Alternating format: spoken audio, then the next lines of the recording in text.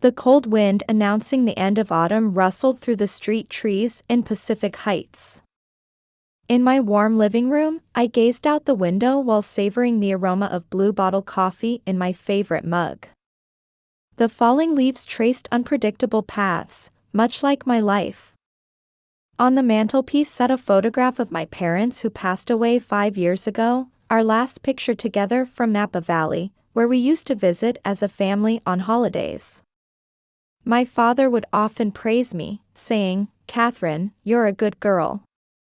On the mahogany coffee table lay my wedding album from 5 years ago, open to reveal me in a white Vera Wang wedding dress standing next to David, beaming with joy. The solemn ceremony at Grace Cathedral. My father proudly holding my hand as I walked down the aisle.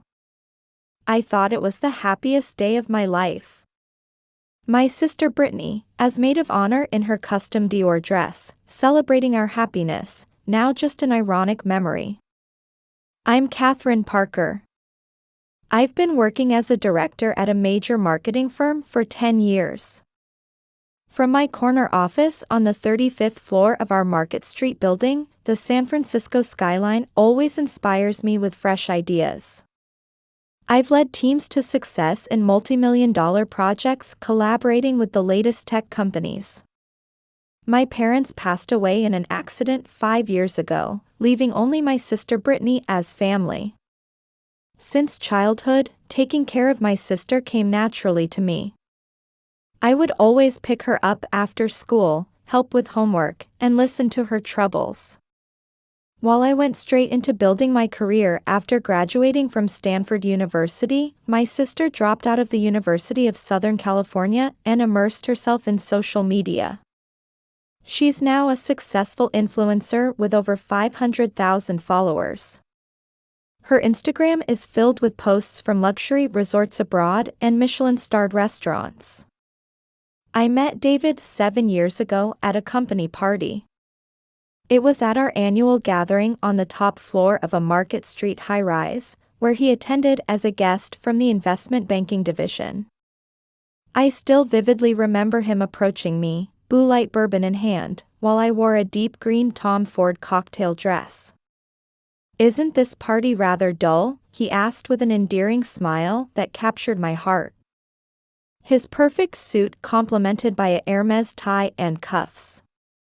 That night, we talked until dawn on the terrace, our conversation flowing effortlessly from Silicon Valley's future to European classical art. Our year of dating was like a dream. Anniversary dinners at the 3-star restaurant Saison, weekend winery tours in Napa Valley, and luxurious vacations at the Four Seasons Resort Hualalai. As a successful trader earning $500,000 annually, he gave me the finest experiences. His Seville Row suits fit him perfectly, making him the envy of everyone around us.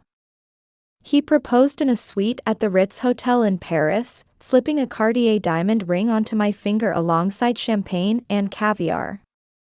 Our married life was, at least on the surface, ideal. We would always have breakfast together at Tartine Bakery on weekends, enjoying Pinot chocolate and café lattes before selecting fresh organic vegetables and premium ingredients at Whole Foods to cook at home. My beef bourguignon was David's favorite. During vacations, we would always fly to Europe, spending luxurious time in Paris's Le Marais district or Rome's Trastevere neighborhood, seemingly deepening our bond. Weekend shopping with my sister particularly stands out in my memory. Shopping at Union Square was our sister's essential ritual. We'd enjoy lunch at Neiman Marcus, followed by boutique browsing. "Sis, isn't this new Chanel bag gorgeous?"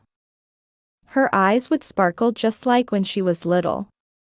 I never hesitated to buy her expensive brand items to fulfill her wishes. "Thank you, I love you, big sis." Her smile was my greatest joy.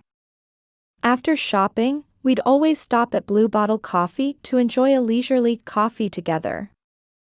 In my possession is the key to a crimson Tesla Model S.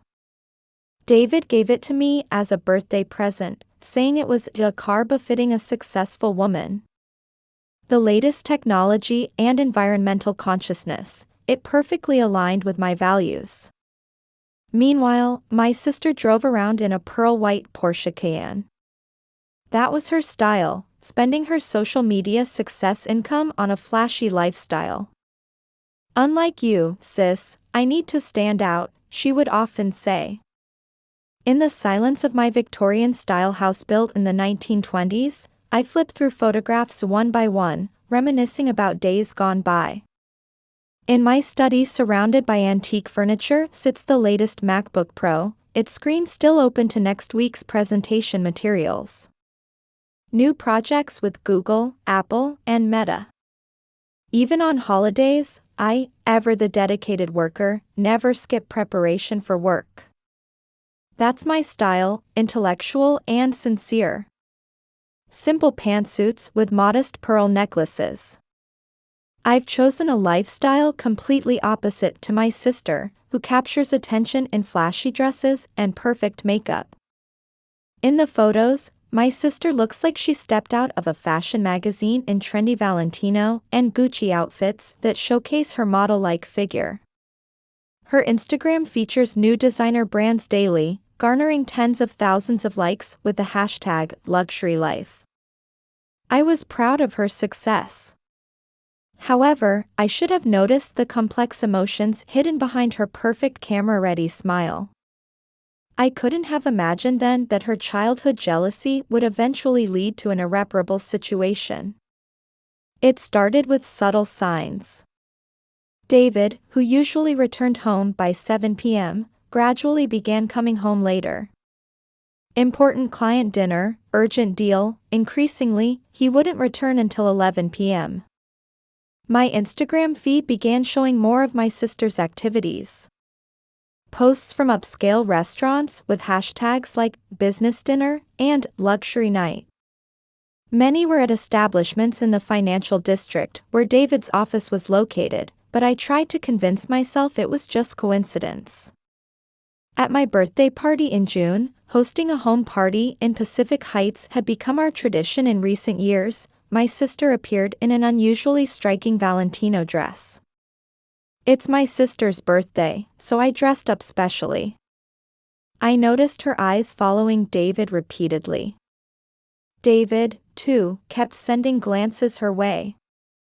His hand lingered unnecessarily long while refilling her champagne. I tried to tell myself I was imagining things. My sister was my precious family. David was my loving husband. Our peaceful daily life couldn't be disrupted. But reality paid no heed to my wishes. One afternoon, my feet suddenly stopped as I was heading to Blue Bottle Coffee near the Ferry Building. At a terrace table sat two people in an intimate atmosphere, my sister Brittany and my husband David. A barista brought freshly brewed coffee, the same single-origin coffee I always ordered. My sister was elegantly leaning against David's arm. Her fingers entwined with the sleeve of his Tom Ford suit. On those fingers gleamed a Cartier bracelet he said he bought during last month's Paris business trip, explained away as a gift for business associates. This might be a coincidence, I desperately tried to reason, but before my eyes, David gently took my sister's hand. Then he gave her the same gentle smile he had given me when he placed my wedding ring on my finger. My legs froze. My breathing became shallow. My meticulously polished Jimmy Choo heels trembled slightly on the asphalt. My vision blurred. Yet I stood there, witnessing everything. The next day, I visited my sister's penthouse. The San Francisco Bay spread out before the large windows. "I'm sorry, sis," my sister's voice carried a slight hint of remorse when she opened the door. But her eyes were filled with determination. "But he's perfect for me." Sitting on her luxury sofa, holding her latest iPhone, she sighed. "He wasn't right for you." With those words, all my previous feelings of unease suddenly connected. You know, I've always been jealous of you, my sister began, gazing at the cityscape outside her window. Graduating with perfect grades, getting a job at a top company, having an ideal marriage. My life was always in your shadow. Even becoming an Instagram influencer was out of rivalry with you. 500,000 followers. I never imagined such emotions lurked behind her daily glamorous posts. I have charms that you don't. I wanted to prove that. I quietly stood up, took out my wedding photo with David from my wallet, and gently placed it on her marble coffee table. Be happy, was all I said before leaving the penthouse. From that day, legal proceedings began. Jennifer Brown, one of Silicon Valley's top divorce attorneys. During our first consultation, I laid out all the documents. We'll protect your rights, she said in a calm voice, and I nodded deeply. The property division negotiations proceeded more smoothly than expected. David agreed to leave most of our shared assets to me. Whether from guilt or anticipation of his new life, the Victorian-style house, the Tesla Model S, the Swiss bank accounts. You deserve it all, were David's last words. On the day my divorce was finalized, I visited Grace Cathedral alone. The same aisle I had walked down in my pure white dress 5 years ago. Now only silence accompanied my steps. Light filtering through the stained glass windows gently illuminated my cheeks. These 5 years weren't wasted. I believe the happy days were all real. They just ended. A new life awaits me. Back at my Market Street office, I reviewed the files on my desk. New clients, new projects, new challenges. Tomorrow would be time to take another step forward. Outside the window, San Francisco displayed its usual elegant expression. From my corner office on the 35th floor of the Market Street building, I could see the San Francisco Bay gleaming in the morning sun. 6 months after the divorce, I had thrown myself completely into work. Or rather, I had no choice but to do so.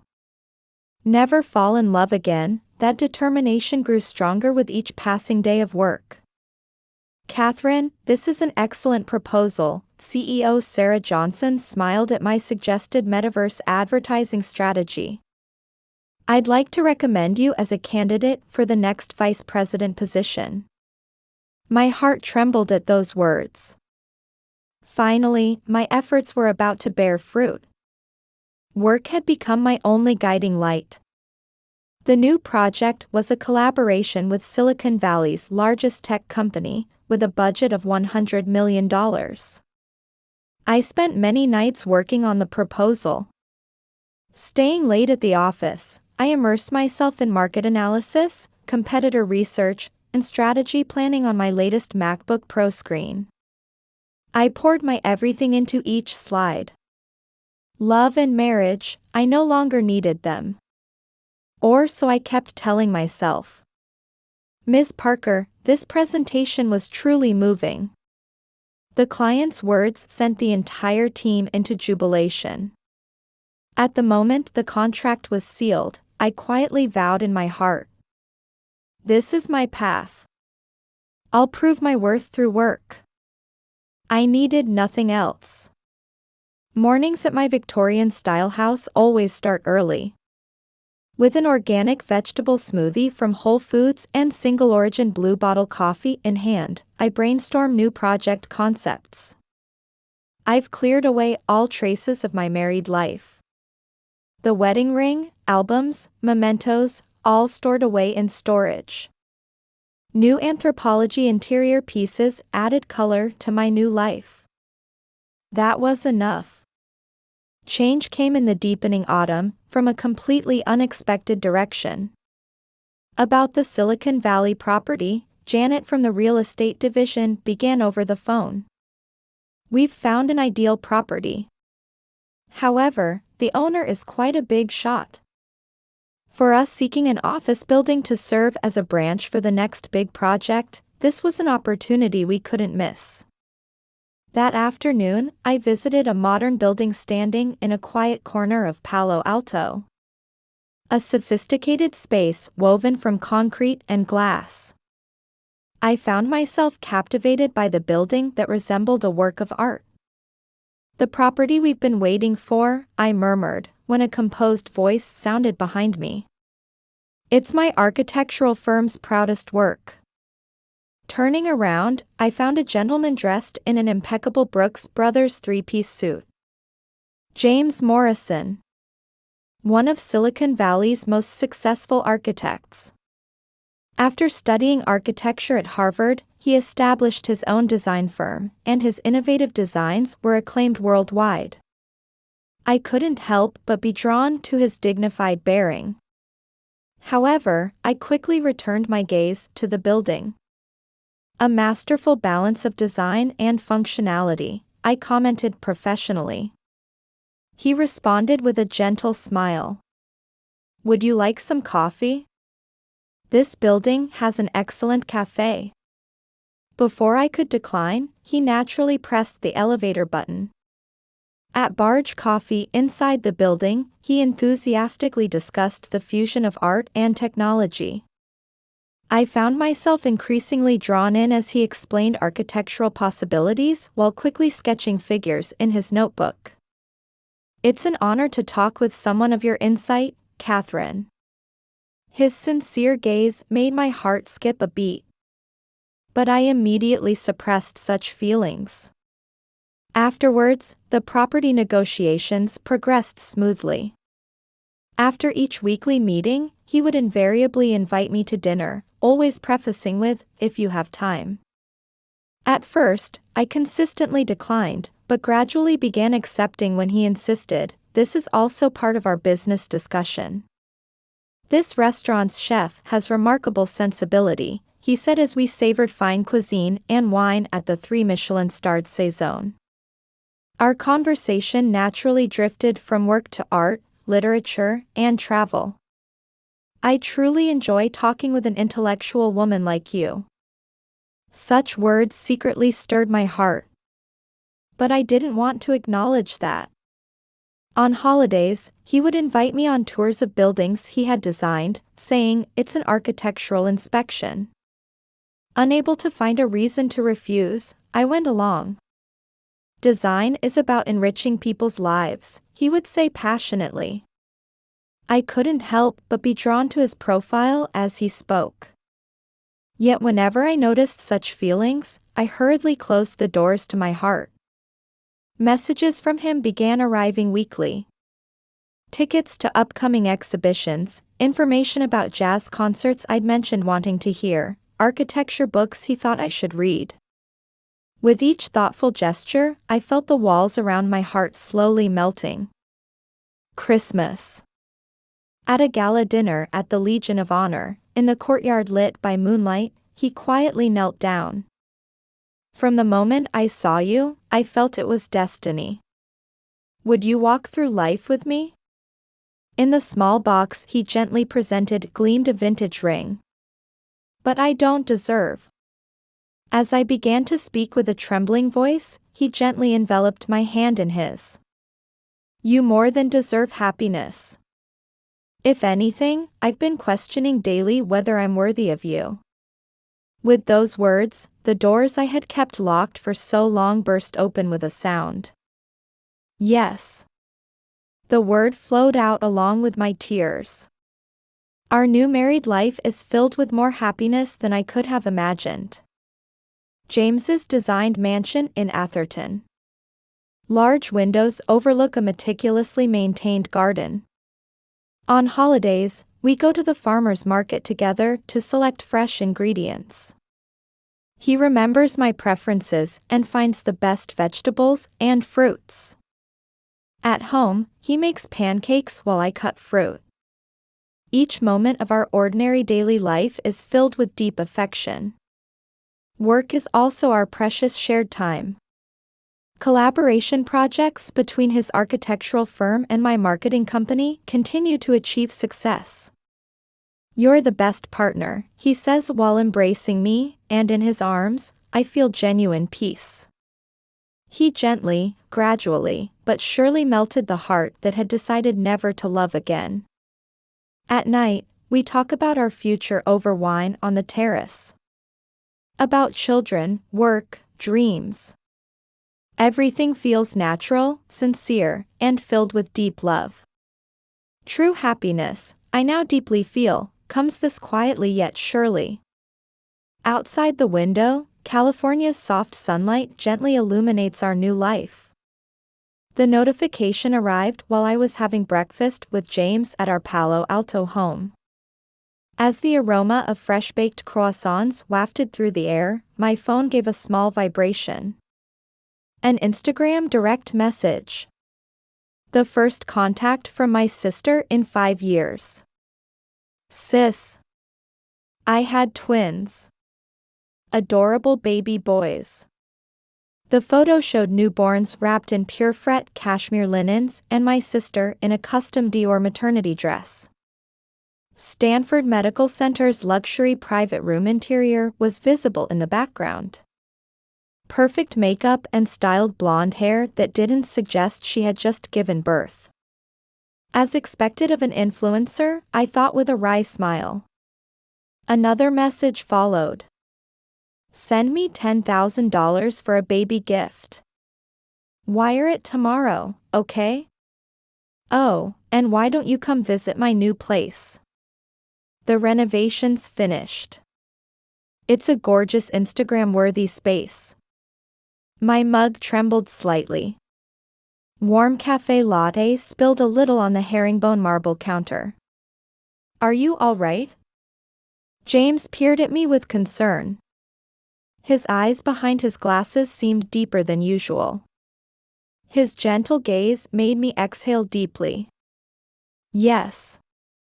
Then I slowly picked up my smartphone and began typing a reply. Congratulations. Of course.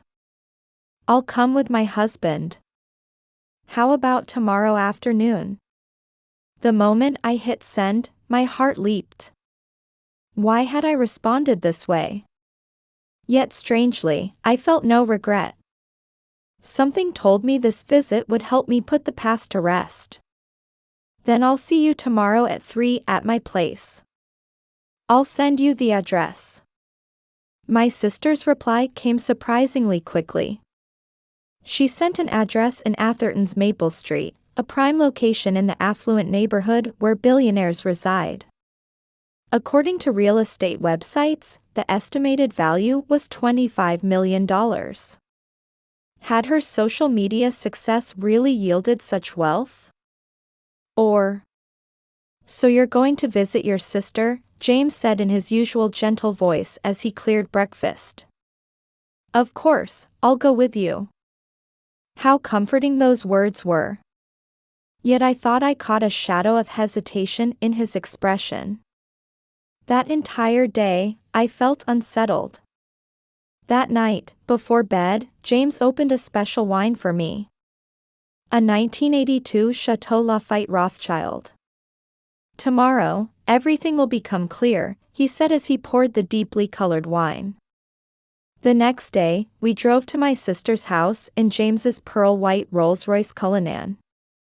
In the passenger seat, I unconsciously fidgeted with my jacket sleeve. In my bag was a silver spoon specially ordered from Tiffany as a baby gift. James, at the wheel, appeared even more dignified than usual. His latest Tom Ford suit enhanced his authority. The leather scent embedded in the luxury car's seats slightly eased my tension. The mansions lining Maple Street each exuded an overwhelming presence. Heavy gates, meticulously manicured gardens, 24-hour security. Among them, my sister's house particularly stood out. A striking architecture combining Italian marble facade with geometric modern design. In the circular front courtyard with its fountain stood a Bentley Bentayga, Mercedes Maybach S680, and the familiar Porsche Cayenne. After we pressed the intercom and were verified on the monitor, the heavy gates slowly opened. We drove up the white gravel driveway to the main entrance. The door opened immediately after we rang the doorbell. "Sis." My sister was as beautiful as ever. A Chanel tweed dress elegantly wrapped her perfect post-pregnancy figure. She looked like she had stepped out of a fashion magazine. But her expression froze instantly. The color drained from her face. Her ringed hand trembled unnaturally. "It's been a while, Brittany." James's voice was surprisingly calm. His straight posture emanated an even more authoritative atmosphere. "Is your husband still in London?" I couldn't grasp the situation. Did they know each other? The answer became clear immediately. James gently held my hand. His warmth was reassuring. Actually, I was David's superior, as a member of Goldman Sachs's board of directors. We were shown to the living room and seated on the finest Fendi Casa sofa. The aroma of premium TWG tea, served in a Christofle tea set, wafted through the tense air. A baccarat chandelier quietly cast its brilliance. David had become a major issue at the board meetings due to his inappropriate relationships with multiple female employees. James's voice was matter of fact. Repeated sexual harassment of young female staff, inappropriate relationships with clients, personal misuse of expenses, and leakage of confidential company information. While we were considering disciplinary action against him, your divorce scandal erupted. And then he and Brittany. As James's words trailed off, my sister cut in. David was ordered to transfer to the London branch. My sister continued with a trembling voice, pulling a Hermes cashmere blanket over her knees while averting her gaze. At first he was happy, saying it was a promotion, but in reality, it was a demotion. Now he hardly comes home. My social media followers are steadily decreasing. I knew about you from back then. James turned to face me. I learned about you while investigating David's misconduct. But until we met during the property negotiations, I had no idea what an intelligent and kind woman you were. My sister drew a small breath at those words. "Sis. I'm truly sorry." Tears welled up in my sister's eyes. Perfect mascara streaked down her cheeks. I was completely wrong. Blinded by jealousy. David just saw me as a distraction.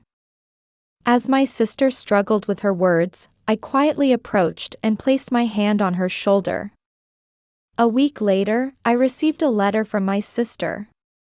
"Dear sister, I am truly sorry for that day. I ruined your life with my jealousy. But as a result, you found a wonderful person. Seeing his kindness and dignity made me realize my own foolishness. I'm now reassessing my life.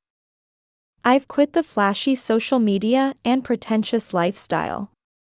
Though days are busy with caring for the twins, I'm feeling true happiness for the first time. I plan to sort out my relationship with David soon.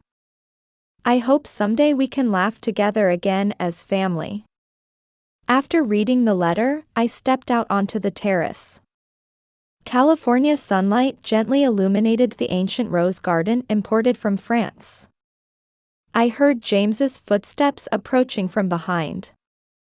"I've made reservations at Saison's chef's table tonight. I hear the new menu is extraordinary." I smiled and nodded at his words. As I picked up my Tesla Model S keys, I glanced up at the sky. Who would have thought all the mysteries would unravel this way, opening a new door? Life sometimes brings unexpected happiness. Not in flashy ways, but quietly, radiating a steady light.